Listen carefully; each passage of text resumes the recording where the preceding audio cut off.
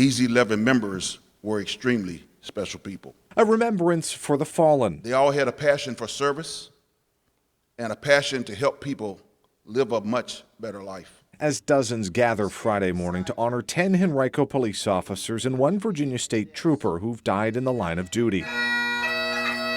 A picture for each sits at the front, with the year of their end of watch at the bottom, an indicator of just how recently the department had to deal with a loss. This year was much more difficult for myself and members of the division in losing one of our own just about 45 days ago. 24-year-old Officer Trace Sutton had just graduated from the academy in February.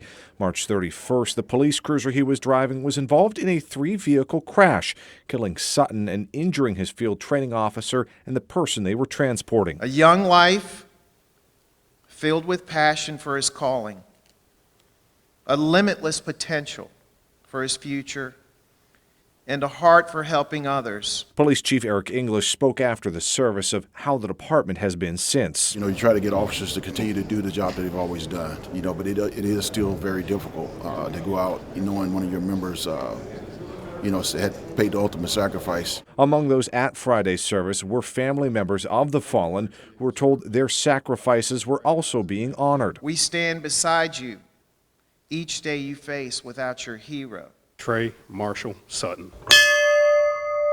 And among them were family of Officer Sutton, including his fiancée and younger brother, who each placed a carnation in a ceremonial wreath in his honor. And as the service came to a close, the chief said the memories and sacrifice of those 11 officers Will forever live in our hearts, and we will never forget.